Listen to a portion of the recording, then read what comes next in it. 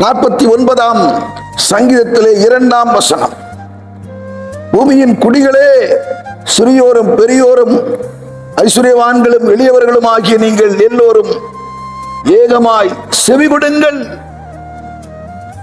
இன்றைய மன்னாவினுடைய தலைப்பு, பூமியின் குடிகள் எல்லாம் அவருக்கு செவி கொடுப்பார்கள். நேற்றைய நாளிலே பார்த்தோம், அவரால் தெரிந்து கொள்ளப்பட்ட தேவ பிள்ளைகள் அவரிடத்திலே வந்து கேட்பார்கள், அவரோடு உறவாடுவார்கள் என்று சொல்லி, இன்றைய நாளிலே தேவனால் தெரிந்து கொள்ளப்பட்ட தேவ பிள்ளைகள் அவருடைய வார்த்தைக்கு செவி கொடுப்பார்கள். அவருடைய வார்த்தையை தீவிரமாய் கேட்கிறவர்களாக இருப்பார்கள். எனக்கு செவி கொடுக்கிறவன் நிற்கிறவன் என்று வாசம் பண்ணி ஆபத்து காலத்திலும் பயப்படாமல் அமைதியாயிருப்பார் என்று நீதிமொழிகள் 1ஆம் அதிகாரம் 33ஆம் வசனம் சொல்லுகிறது. நான் உங்களுக்கு கற்பிக்கிற வார்த்தைகளை கேட்டு அதன்படி நடக்கிறவர்கள் எனக்கு பிள்ளைகளாக இருப்பார்கள், நான் அவர்களுக்கு தேவனாயிருப்பேன் என்று வார்த்தை சொல்லுகிறது.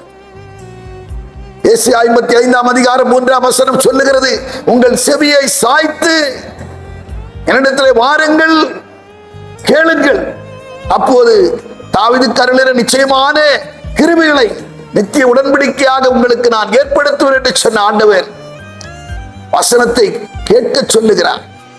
அவர் நம்மோடு பேசும் வார்த்தைகளை கேட்கும்படி சொல்லுகிறார்.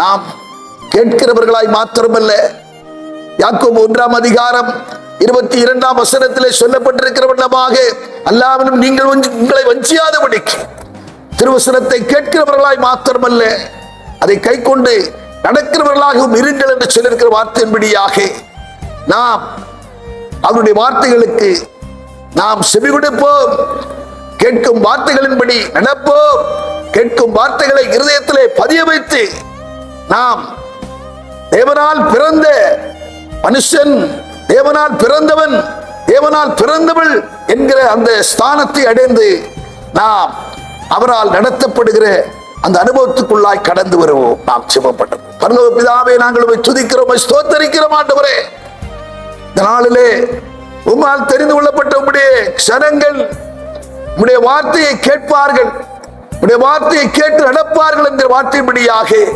ஆண்டவரே, கேட்கிறவர்களாய் மாத்திரமல்ல, கேட்டு அதன்படி நடக்கிறவர்களாய் யாவரும் காணப்பட வேண்டுமே. அதன்படி தம்மிடத்திலிருந்து ஆண்டவர் ஆசீர்வாதங்களை பெற்று செல்ல வேண்டும் என்று கர்த்தர் செபிக்கிறேன். இயேசுவின் நாமத்தில் செபிக்கிறோம் பிதாவே.